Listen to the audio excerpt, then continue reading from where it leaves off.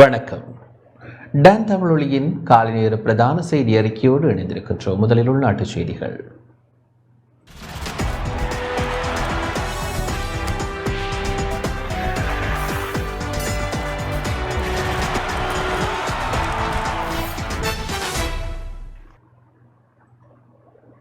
ஜனாதிபதி தேர்தல் தொடர்பில் இலங்கை தமிழரசு கட்சி விரைவில் கூடி தனது நிலைப்பாட்டை அறிவிக்கும் என நாடாளுமன்ற உறுப்பினர் சிவஞானம் ஸ்ரீதரன் தெரிவித்துள்ளார்.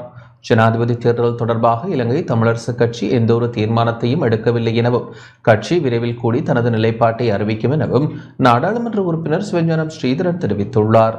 ஜனாதிபதி தேர்தலில் வேட்பாளர் ஒருவரை நிறுத்துவதில்லை என இலங்கை தமிழரசு கட்சி தீர்மானம் எடுத்துள்ளதாக சுமந்திரன் எம்பி கூறியிருந்தார். இவ்விடயம் தொடர்பில் ஸ்ரீதரன் எம்பியை தொடர்பு கொண்டு கேட்டபோது அவர் இவ்வாறு குறிப்பிட்டார். இலங்கை தமிழரசு கட்சி தமிழ் பொது வேட்பாளரை நிறுத்துவதா அல்லது தேர்தலில் போட்டியிடும் பிரதான வேட்பாளர்களில் ஒருவரை ஆதரிப்பதா என்பது தொடர்பில் எந்த ஒரு தீர்மானத்தையும் எடுக்கவில்லை. இந்த நிலையில் ஜனாதிபதி தேர்தலில் ஆதரவு அல்லது எதிர்ப்பு நிலைப்பாடு தொடர்பில் யாரேனும் பேசினால் அது அவர்களின் சொந்த விருப்பம் மட்டுமே, அது கட்சியின் தீர்மானம் அல்ல. ஜனாதிபதி தேர்தல் திகதி இப்போதுதான் அறிவிக்கப்பட்டுள்ளது. ஜனாதிபதி தேர்தல் தொடர்பில் இலங்கை தமிழரசு கட்சி விரைவில் கூடி தனது நிலைப்பாட்டை அறிவிக்கும் என தெரிவித்துள்ளார். விஜயதாச ராஜபக்ச ஸ்ரீலங்கா சுதந்திர கட்சியின் வேட்பாளர் அல்ல என கட்சியின் பொதுச் செயலாளர் ஸ்ரீ ஜெயசேகர தெரிவித்துள்ளார். வேட்பாளர் ஒருவரை களமிறக்கி வெற்றி பெறக்கூடிய நிலையில் ஸ்ரீலங்கா சுதந்திர கட்சி இல்லை என்பதை யதார்த்தம் என சுதந்திர கட்சியின் பொதுச் செயலாளர் ஸ்ரீ ஜெயசேகர தெரிவித்துள்ளார். எதிர்வரும் ஜனாதிபதி தேர்தலில் ஸ்ரீலங்கா சுதந்திர கட்சி நிலைப்பாடு தொடர்பான கேள்விக்கு பதிலளிக்கையிலேயே அவர் இவ்வாறு தெரிவித்தார். ஸ்ரீலங்கா சுதந்திர கட்சி சார்பில் தேர்தலில் களமிறங்க இதுவரையில் வேட்பாளர் ஒருவர் தெரிவு செய்யப்படவில்லை. யாரை முன்னிலைப்படுத்துவது என்ற தீர்மானத்தை எடுக்க வேண்டியுள்ளது. இது தொடர்பில் கட்சியினருடன் பேசி முடிவெடுக்கப்படும். தேர்தலில் களமிறங்க உள்ளதாக அறிவித்துள்ள இந்த வேட்பாளருக்கும் ஆதரவளிப்பதாக சுதந்திர கட்சி எந்த ஒரு தீர்மானத்தையும் எடுக்கவில்லை. விஜயதாச ராஜபக்ஷ ஸ்ரீலங்கா சுதந்திர கட்சியின் வேட்பாளர் அல்ல. நாடு மற்றும் கட்சியின் எதிர்காலம் தொடர்பில் சிந்தித்து பொருத்தமான தீர்மானத்தை எடுப்போம். சஜித் பிரேமதாசவை ஆதரிக்க தயார் இல்லை என ஸ்ரீ ஜெயசேகர தெரிவித்துள்ளார்.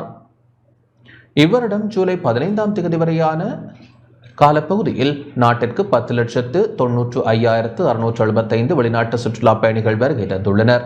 இந்நிலை தொடருமானால் போருக்கு பின்னர் இலங்கையில் சுற்றுலாத்துறையின் உச்சநிலை பதிவான 2018ஆம் ஆண்டை விடவும் நல்ல நிலையை அடைய முடியும் என சுற்றுலா மற்றும் காணி அமைச்சின் செயலாளர் சோம்ரத்ன விதானபத்திரன தெரிவித்துள்ளார். ஈஸ்டர் தாக்குதல், COVID-19 தொற்று நோய் மற்றும் பொருளாதார நெருக்கடி காரணமாக இலங்கையில் சுற்றுலாத்துறை வீழ்ச்சியடைந்ததாகவும் முறையான வேலை திட்டத்தினால் தற்போது வெற்றிகரமான பெறுபவர்கள் கிடைத்துள்ளதாகவும் அவர் குறிப்பிட்டார். ஜனாதிபதி ஊடக மையத்தில் நடைபெற்ற ஊடகவியலாளர் சந்திப்பிலேயே அவர் இதனை தெரிவித்தார். நாட்டின் தற்போதைய நிலைமை தொடர்ந்தால் 2024ஆம் ஆண்டின் இறுதிக்குள் இந்த நாட்டிற்கு வரும் வெளிநாட்டு சுற்றுலா பயணிகளின் எண்ணிக்கையும் அதிலிருந்து வரும் வருமானத்தையும் 2018ஆம் ஆண்டை விட அதிகரித்துக் கொள்ள முடியும் என அவர் நம்பிக்கை வெளியிட்டார். நாட்டின் மொத்த மருந்து தேவையில் 90% உள்நாட்டிலேயே உற்பத்தி செய்வதற்கு நடவடிக்கை எடுக்கப்பட்டுள்ளது. நாட்டின் மொத்த மருந்து தேவையில் 90% எதிர்வரும் ஆண்டிலிருந்து உள்நாட்டிலேயே உற்பத்தி செய்வதற்கு எதிர்பார்ப்பதாக சுகாதார அமைச்சு தெரிவித்துள்ளது. நாட்டில் பயன்படுத்தப்படும் 200க்கும் மேற்பட்ட மருந்து வகைகள் தற்போது உள்நாட்டில் உற்பத்தி செய்யப்படுகின்றன. இந்த தொகை மொத்த மருந்து தேவையில் 25% ஆகும். இதற்கிடையில் மருந்து பற்றாக்குறையை நிவர்த்தி செய்வதற்கு தேவையான நடவடிக்கைகள் முன்னெடுக்கப்பட்டு வருவதாக சுகாதார அமைச்சு தெரிவித்துள்ளது. இலங்கைக்கு கடத்துவதற்காக இந்தியா ராமநாதபுரம் மன்னார்குடி கடற்கரையில் பதுக்கி வைக்கப்பட்டிருந்த 1,80,00,000 மதிப்பிலான 5,70,000 பலி நிவாரணி மாத்திரைகள் பறிமுதல் செய்யப்பட்டுள்ளன. இந்தியா ராமநாதபுரம் அடுத்து மன்னார்குடி கடற்கரையில் இருந்து இலங்கைக்கு கடத்துவதற்காக கடற்கரையில் பதுக்கி வைக்கப்பட்டிருந்த 1,80,00,000 ரூபாய் மதிப்பிலான 5,70,000 பலி நிவாரணி மாத்திரைகள் திருச்சி சுங்கத்துறை நுண்ணறிவு பிரிவு அதிகாரிகளால் நேற்று பறிமுதல் செய்யப்பட்டுள்ளன. ராமநாதபுரம் மாவட்டம் ராமேஸ்வரம், மண்டபம், வேதாளை, மரைக்கையார்பட்டினம், மானாங்குடி உள்ளிட்ட கடற்கரையில் இருந்து தனுஷ்கோடி கடல் வழியாக கடல் அட்டை, சமையல் மஞ்சள், இஞ்சி, வலி நிவாரணி மாத்திரைகள், கஞ்சா உள்ளிட்ட பொருட்கள் இலங்கைக்கு கடத்தப்பட்டு வருகின்றது. கடல் வழியாக நடக்கும் கடத்தல் சம்பவங்களை தடுக்க மத்திய சுங்கத்துறை, கடலோர காவல்படை, கடற்படை மற்றும் வைத்திய மாநில உளவுத்துறை அதிகாரிகள் தீவிர கண்காணிப்பு பணியில் ஈடுபட்டு வரும் நிலையில் திருச்சி சுங்கத்துறை நுண்ணறிவு பிரிவு கண்காணிப்பாளருக்கு மானாங்குடி கடற்கரையில் இருந்து போதைப்பொருள் இலங்கைக்கு கடத்துவதற்காக பதுக்கி வைக்கப்பட்டிருப்பதாக கிடைத்த தகவலின் அடிப்படையில் சுங்கத்துறை நுண்ணறிவு பிரிவு அதிகாரிகள் குழு குறித்த கடற்கரை பகுதியில் தீவிர சோதனை நடத்தியது. இதன்போது இலங்கைக்கு கடத்துவதற்காக மானாங்குடி கடற்கரையில் பதுக்கி வைக்கப்பட்டிருந்த 10 பெட்டிகள் கைப்பற்றப்பட்டன. கைப்பற்றப்பட்ட பெட்டிகளில் வலி நிவாரணி மாத்திரைகள் இருந்தது தெரிய வந்தது. இதனையடுத்து அந்த பெட்டிகளை மண்டபம் சுங்கத்துறை அலுவலகத்திற்கு எடுத்துச் சென்று ஆய்வு செய்த போது ஒரு பெட்டியில் 57,000 மாத்திரைகள் வீதம் 10 பெட்டியில் 5,70,000 மாத்திரைகள் இருந்தது தெரிய வந்தது. இது குறித்து வழக்கு பதிவு செய்து விசாரணை இடம்பெற்று வருகிறது. சுங்கத்துறை அதிகாரிகள் நடத்திய முதல்கட்ட விசாரணையில் வலி நிவாரணி மாத்திரைகள் இலங்கைக்கு நேற்றிரவு படகு மூலம் கடத்துவதற்காக பதுக்கி வைக்கப்பட்டிருந்தது தெரிய வந்துள்ளதாகவும், இந்த கடத்தல் சம்பவத்தில் தொடர்புடையதாக கருதப்படும் சந்தேக நபர் ஒருவர் தலைமறைவாகி உள்ளதால் அவரை தீவிரமாக தேடி வருவதாகவும் தெரிவிக்கப்படுகின்றது.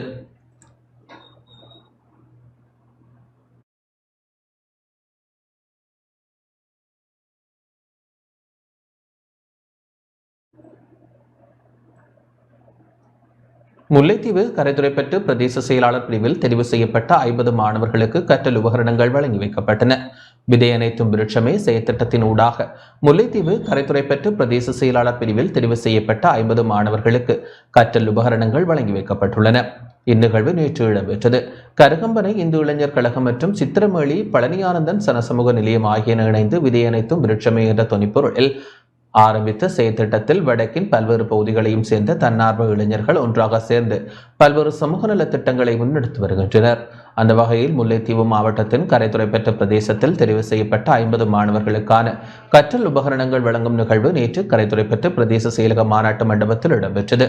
விதையனைத்தும் விருட்சமே அமைப்பின் முல்லைத்தீவு மாவட்ட கிளிநொச்சி மாவட்ட இணைப்பாளரும் ஊடகவியலாளருமான சண்முகம் தவசீலன் தலைமையில் இடம்பெற்ற நிகழ்வில் முல்லைத்தீவு மாவட்ட அரசாங்க அதிபர் உமா மகேஸ்வரன், கரைதுறைப்பற்று பிரதேச செயலாளர் மணிவண்ணன், உமாமகள், கரைதுறைப்பற்று பிரதேச செயலக உதவி பிரதேச செயலாளர் ஸ்ரீஷார்மி, கரைதுறைப்பற்று பிரதேச செயலக நிர்வாக உத்தியோகத்தர், கரைதுறைப்பற்று பிரதேச செயலக நிர்வாக கிராம அலுவலர், கரைதுறைப்பற்று பிரதேச செயலக சிறுவர் பாதுகாப்பு உத்தியோகத்தர், சிறுவர் உரிமைகள் மேம்பாட்டு உத்தியோகத்தர் மற்றும் விதையனைத்தும் விருட்சமே அமைப்பின் உறுப்பினர்கள் கலந்து கொண்டு மாணவர்களுக்கான கற்றல் உபகரணங்களை வழங்கி வைத்தனர்.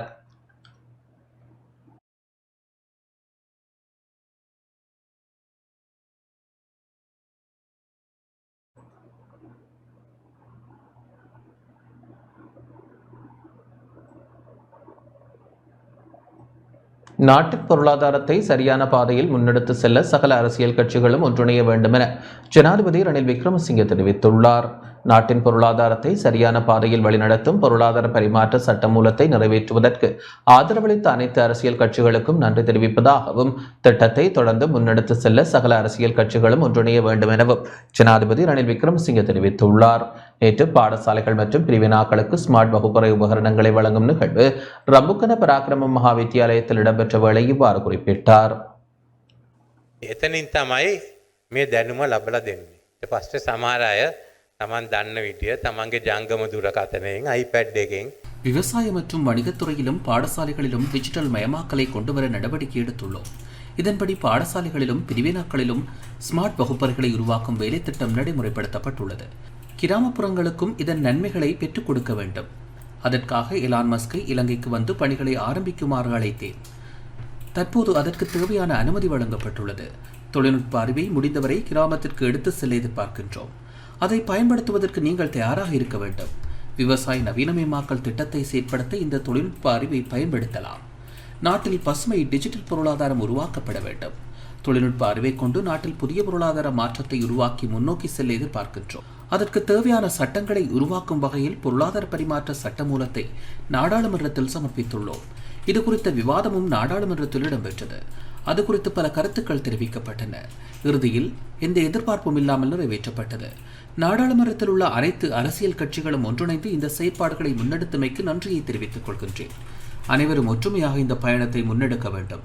இன்று இந்தியா, சீனா போன்ற நாடுகள் வேகமாக டிஜிட்டல் மயமாகி வருகின்றன. அவர்களின் பண பரிவர்த்தனைகள் அனைத்தும் கையடக்க தொலைபேசிகளை பயன்படுத்தியே செய்யப்படுகின்றன. நாமும் அந்த நிலையை அடைய வேண்டும். ChatGPT එකෙන් තමයි කතා අරගෙන මෙහෙ ඇවිල්ලා කියෙව්වේ. එහෙම තමයි දැන් පාර්ලිමේන්තුවත් වෙන්න යන්නේ අනාගතයේදී. கல்வி மற்றும் தொழில்நுட்ப அமைச்சுக்கள் இணைந்து செயற்படுத்தும் டிஜிட்டல் பொருளாதார மூலோபாயம் 2030 வேலை திட்டத்தின் கீழ் பாடசாலைகள் மற்றும் பிரிவினாக்களுக்கு ஸ்மார்ட் வகுப்பறை உபகரணங்கள் வழங்கும் நிகழ்வு ரம்புக்கன பராக்கிரம மகா வித்தியாலயத்தில் இடம்பெற்றது. இதில் ஜனாதிபதி ரணில் விக்ரமசிங்கே பங்கேற்றார். டிஜிட்டல் மயமாக்கலின் கீழ்மட்டத்திற்கு கொண்டு செல்லும் ஆரம்ப கட்டம் கேகாலை மாவட்டத்தில் ஆரம்பிக்கப்பட்டதுடன் கேகாலை மாவட்டத்தில் உள்ள 42 பிரிவினாக்கள் மற்றும் 62 பாடசாலைகளுக்கு ஸ்மார்ட் வகுப்பறை உபகரணங்கள் வழங்கப்பட்டன. இந்த நிகழ்வில் நிதி ராஜாங்க அமைச்சர் ரஞ்சித் சியம்பலாப்பட்டிய, நாடாளுமன்ற உறுப்பினர் சுதத் மஞ்சுளா உட்பட பலர் பங்கேற்றனர்.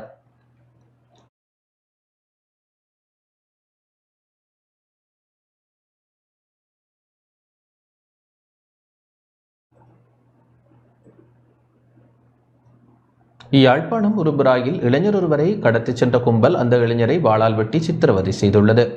யாழ்ப்பாணம் உருபுராய் பகுதியில் இளைஞர் ஒருவரை கடத்திச் சென்ற கும்பல் அந்த இளைஞரை வாளால் வெட்டி சித்திரவதை செய்த சம்பவம் நேற்று மாலை பதிவாகியுள்ளது. இளைஞர் ஒருவர் காதலியை பார்ப்பதற்காக கிளிநொச்சியிலிருந்து யாழ்ப்பாணம் உருபுராய் பகுதிக்கு வருகை தந்துள்ளார். இதன்போது இனந்தெரியாத நபர்கள் இளைஞரை முச்சக்கர வண்டியில் ஏற்றிச் சென்று தலைமுடியை வெட்டி வாளால் உடலில் வெட்டி சித்திரவதை செய்துள்ளனர். அதன் பின்னர் குறித்த இளைஞரை உடுவில் பகுதியில் உள்ள வீதியொன்றில் போட்டுவிட்டு தப்பிச் சென்றுள்ளனர். பூநகரி கிராஞ்சியை சேர்ந்த பிரதீபன் வினுஜன் என்ற இளைஞர் நடந்த சம்பவத்தை போலீசாருக்கு தெரிவித்துவிட்டு மயக்கமடைந்துள்ளார். அதனை அடுத்து படுகாயமடைந்த இளைஞர் நோயாளர் காவு வண்டி மூலம் யாழ்ப்பாணம் போதனா வைத்தியசாலைக்கு அனுப்பி வைக்கப்பட்டார். இந்த நிலையில் மானிப்பாய் போலீசார் மேலதிக விசாரணைகளை மேற்கொண்டு வருகின்றனர்.